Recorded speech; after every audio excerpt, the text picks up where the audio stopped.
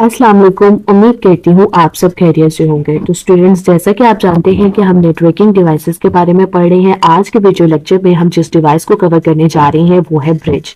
तो स्टूडेंट्स, हमने देखना है कि ब्रिज किन सिनेरियोज में हम यूज कर सकते हैं।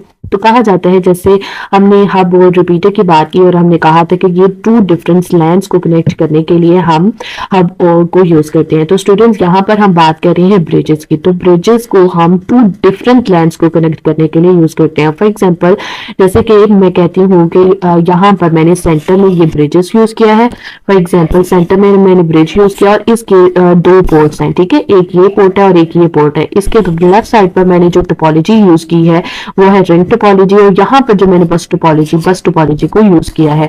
तो स्टूडेंट्स, ये मैंने डिफरेंट टोपोलॉजीज यूज की है और इनका आपस में कनेक्शन करवाने के लिए मैंने ब्रिजेस को यूज किया। जैसे हम एरिया की एक बात कर लेते हैं कि दो डिफरेंट एरिया है, उनको आपस में कनेक्ट करने के लिए हम फ्लाईओवर बना लेते हैं या ब्रिजेस बना लेते हैं। उससे क्या होता है कि वो दोनों एरिया आपस में जो है वो उनका कनेक्शन हो जाता है, कनेक्शन एस्टैब्लिश हो जाता है। इसी तरह नेटवर्किंग में जब हम डिफरेंट टोपोलॉजीज को, डिफरेंट लैंड्स को आपस में कनेक्ट करने के लिए जिस डिवाइस को यूज करते हैं वो होती है हमारे पास ब्रिज।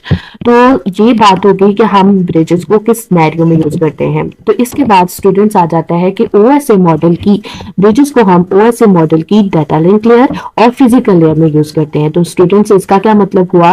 डाटा लिंक लेयर होने की वजह से हम इसमें ब्रिजेस में की कैपेबिलिटी होती है कि वो मैक एड्रेसेस को यूज कर सकते हैं। जैसे राउटर जो है वो राउटिंग टेबल बनाता है, इसी तरह ब्रिजेस क्या करते हैं कि वो अपने पास क्या कर लेते हैं, एक टेबल बना लेते हैं जिस टेबल में क्या होता है कि मैक एड्रेस होता है, ठीक है। मैक, ये टेबल ब्रिजेस जो है वो क्या कर लेते हैं, एक टेबल बना लेते हैं जिसमें क्या होता है कि मैक एड्रेस होता है और दूसरी तरफ हमारे पास होती है पोर्ट नंबर, कि ये वो किस पोर्ट से अटैच है। फॉर एग्जांपल, मैं कहती हूँ कि यहाँ पर मैंने ब्रिज को यूज किया है, ठीक है, और इस साइड पर मैंने कुछ कंप्यूटर्स को अटैच कर लिया है, ठीक है। इसी तरह यहाँ पर भी हम इसी तरह एक लैन और एक नेटवर्क बना लेते हैं। फॉर एग्जांपल, मैं कहती हूँ कि इस कंप्यूटर ने इस कंप्यूटर के साथ जो है कम्युनिकेट करना है, तो वो यहाँ से मैसेज सिग्नल्स की फॉर्म में ब्रिज के पास आएगा। अब ये जो हमने डाटा को सेंड किया है, उस डाटा पैकेट में दो बातें होती है। एक होता है मैक एड्रेस, सोर्स का मैक एड्रेस, और दूसरा होता है डेस्टिनेशन का मैक एड्रेस, ठीक है। पैकेट में और बहुत सारी इंफॉर्मेशन होती है, लेकिन यहाँ पर हम देख रहे हैं कि ये डिवाइस किस तरह काम करती है। तो हमने कहा कि जब वो पैकेट ब्रिज के पास आएगा तो उसमें क्या इंफॉर्मेशन होगी, सोर्स का मैक एड्रेस भी होगा और डेस्टिनेशन का भी। जब ब्रिज के पास आएगा तो वो इस टेबल में देखेगा और ये मेरी ये वाली डिवाइस, फॉर एग्जांपल के मैं कहती हूँ ये PC1 है और इसने इस पीसी के साथ जो कि PC4 है इसके साथ कम्युनिकेट करना है। तो वो क्या करेगा कि अपने इस टेबल में देखेगा कि ये वाला PC4 किस पोर्ट के साथ अटैच है, ठीक है। और इस टेबल से इंफॉर्मेशन लेने के बाद अपने इस डाटा को जो इसके पास आया था उसको फॉरवर्ड कर देगा, ठीक है। तो यहाँ पर क्वेश्चन ये आता है कि क्या ब्रिजेस मैसेज को फॉरवर्ड कर सकते हैं? तो जी हाँ, ब्रिजेस जो है वो फॉरवर्डिंग का काम करते हैं अपने टेबल को, मैक एड्रेस के टेबल को देखते हुए। स्टूडेंट्स, इसी तरह कहा जाता है कि क्या स्टूडेंट ये ब्रिज जो है वो हमारे पास फिल्टरिंग कर सकते हैं? इसका क्या मतलब हुआ? अगर ये कंप्यूटर इस कंप्यूटर के साथ अटैच करना चाहता है जो कि इसकी एक ही पोर्ट, यानी ये है पोर्ट नंबर 1 और ये पोर्ट नंबर 2 है, ये सारे कंप्यूटर इसकी पोर्ट नंबर 2 के साथ अटैच है और ये वाले सारे कंप्यूटर इसकी पोर्ट नंबर 1 के साथ अटैच है। तो अगर इस साइड का कंप्यूटर ही इसी साइड के कंप्यूटर के साथ कम्युनिकेट करना चाहता है तो इसी तरह होगा, मैसेज ब्रिज के पास जाएगा और वो देखेगा कि ये वाली डिवाइस मैक एड्रेस वाली जो डिवाइस है वो किस पोर्ट के साथ अटैच है। तो उसे पता चल जाएगा कि मेरी इसी पोर्ट के साथ ये अटैच है, फर्स्ट के साथ, और वो मैसेज को फॉरवर्ड नहीं करेगा और वो फिल्टरिंग वाला यहाँ पर काम करेगा। तो स्टूडेंट्स, हब और रिपीटर में ये कैपेबिलिटी नहीं होती थी, वो उसको फॉरवर्ड कर देते थे, लेकिन यहाँ पर ये होता है कि ये फिल्टरिंग करके मैसेज को फॉरवर्ड करता है। यहाँ पर ये बहुत सारी बात होगी। अगर हम इसकी बेस पर करते हैं, जैसे यहाँ पे लिखा है प्राइमरी रिस्पॉन्सिबिलिटी ब्रिज की क्या होती है कि वो इनकमिंग ट्रैफिक ऑर्डर को एग्जामिन करता है और उसके बाद फिल्टर और फॉरवर्डिंग का काम करता है। ठीक है, फिर फिल्टर और फॉरवर्डिंग का काम करता है और उसके बाद हम क्या करते हैं कि नेटवर्क्स को इनटू सेक्शंस में डिवाइड कर लेता है और हर सेक्शन जो है वो बैंडविड्थ को यूज करते हैं। तो स्टूडेंट्स यहाँ पर ये बात, एक और बात जैसे मैं आपको बता दूं कि ब्रिजेस की टाइप के हवाले से अगर बात की जाए तो ब्रिजेस की दो टाइप्स होती हैं, स्टैटिक और डायनामिक। अगर हम स्टैटिक की बात करते हैं तो उसमें क्या होता है कि नेटवर्क एडमिनिस्ट्रेटर जो होता है वो मैन्युअली खुद टाइप करता है कि ये वाली डिवाइस जो है वो इस पोर्ट के साथ अटैच है, यानी ये टेबल वो खुद डाटा एडमिनिस्ट्रेटर जो होता है, नेटवर्क एडमिनिस्ट्रेटर, वो खुद बनाता है। ठीक है, अब इसमें ये प्रॉब्लम थी कि अगर फॉर एग्जांपल हम लैब की एग्जांपल लेते हैं, मैं कहती हूँ कि फर्स्ट टेबल में फर्स्ट रो में जो मेरे पास फर्स्ट कंप्यूटर था उसको मैंने उठा कर कहीं और शिफ्ट कर दिया, तो इसका क्या मतलब होगा, वो पहले पोर्ट के साथ अटैच था, अब मैंने उसे किसी और पोर्ट के साथ अटैच कर दिया।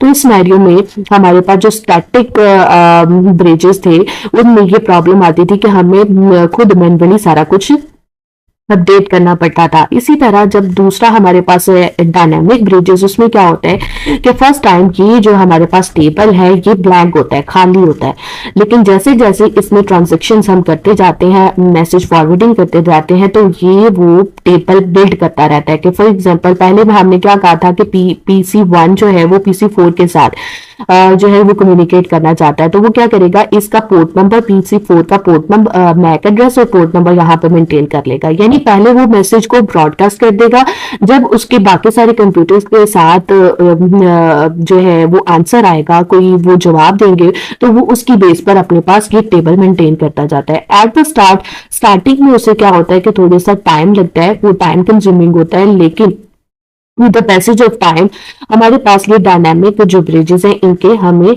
जो है वो फायदे ही नजर आते हैं। अब स्टूडेंट्स एक बात और पूछी जाती है कि क्या ब्रिजेस में कुलियन डोमेन होती है, तो स्टूडेंट्स इसका आंसर ये है कि ब्रिजेस में कुलियन डोमेन नहीं होती, क्योंकि ब्रिजेस में हम बात कर रहे हैं ब्रिजेस की अपनी मेमोरी होती है और इसका अपना बफर होता है, और ब्रिजेस जो है स्टोर एंड फॉरवर्ड की टेक्निक पर काम करते हैं। यानी वो कोई भी पैकेट, कोई भी मैसेज जो है वो डाटा को ट्रांसफर करता है तो वो अपनी मेमोरी में, बफर में उसको स्टोर कर लेते हैं। उसी एट द सेम टाइम अगर कोई और कंप्यूटर भी मैसेज को सेंड करता है तो वो उसे अपने पास बफर में स्टोर कर लेता है, और देन फिर वो मैक इस टेबल को देखते हुए, मैक एड्रेस के टेबल को देखते हुए उस मैसेज को फॉरवर्ड करता है। तो स्टूडेंट्स ये सारी बात थी हमारे ब्रिज की। अब हमने देखना है कि ब्रिज के एडवांटेज क्या है। तो स्टूडेंट्स जैसे कि हमने कहा था कि ये टू डिफरेंट टोपोलॉजीज को कनेक्ट करने के लिए यूज होता है, और इसके बाद इसमें कुलियन डोमेन जो है वो बहुत कम होती है। मैक एड्रेसेस को हम यूज कर सकते हैं, और ये क्या हमने जैसे अभी बात की कि बफर को यूज करते हुए मैक एड्रेस को हम यूज कर लेते हैं, और ये हाईली रिलायबल और मेंटेनेबल है। और इसके अलावा इसमें प्रोटोकॉल ट्रांसपेरेंसी, इसका क्या मतलब हुआ कि इसमें जैसे हम कहते हैं कि हमने किसी पैकेट को सेंड किया और वो कहीं लूप में फंस गया और उसे वो डेस्टिनेशन नहीं मिल रही, तो इसमें क्या होता है कि हमारे पास होता है डाटा यूनिट प्रोटोकॉल। ये उसकी बेस पर स्पाइनिंग ट्री बनाते हो स्टूडेंट्स, जैसे कि आपको पता है कि स्पाइनिंग ट्री में हमारे पास लूप्स नहीं बनते, तो ये इस प्रोटोकॉल को यूज करते हुए मैसेज को फॉरवर्डिंग का काम करता है। तो स्टूडेंट्स ये, उसके बाद डिसएडवांटेज की बात कर लेते हैं। तो ये हमने कहा कि ये एक्सपेंसिव है, रिपीटर और हब की निस्बत एक्सपेंसिव है और स्लो काम करता है, स्पीड स्लो, परफॉर्मेंस जो है, और इसमें मैक एड्रेसेस की बेस पर हम जो है वो प्रोसेसिंग करनी होती है और उस पर थोड़ा सा टाइम लग जाता है। ठीक है, और उसके बाद हमने कहा कि ट्रैफिक जो है वो बल्क की फॉर्म में रिसीव होती है और डाटा को, हर एक डाटा को इंडिविजुअली फिल्टर आउट करना थोड़ा सा मुश्किल हो जाता है। और ये कंप्यूटर में हम ब्रिजेस को कहाँ पे यूज करते हैं, bridges are use to increase the network capability as they integrate multiple network LAN together. उसके बाद ये डाटा फ्रेम्स को रिसीव करते हैं, और जैसे हमने कहा था कि बफर होता है उसका अपना, यानी उसकी अपनी क्या होती है, मेमोरी होती है, उसकी बेस पर ये उसको फिल्टर आउट कर रहे होते हैं और ट्रांसफर कर रहे होते हैं। इन ऐसे model it can be use to transfer data to multiple node. जैसे हमने बात की कि अगर हम डायनामिक ब्रिजेस को यूज करते हैं तो एट द फर्स्ट टाइम वो क्या करेगा, ब्रॉडकास्ट करेगा, उसकी बेस पर वो फिर वो बैक एड्रेसेस का टेबल बनाएगा। इस वजह से कहा जाता है कि इसमें थोड़ा सा टाइम कंज्यूम हो जाता है, थोड़ा सा टाइम लग जाता है। It forward the data packet despite the 40 node, और data packet can be forward already are discarded by the which when the MAC addresses are available. MAC address हमारे जो टेबल उसने मैक एड्रेस का बनाया था, अगर वो मौजूद होगा फिर ही वो अपने डाटा को जो है वो फॉरवर्ड कर सकेगा।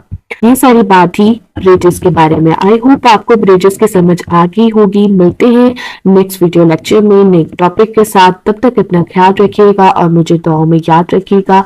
अल्लाह हाफिज।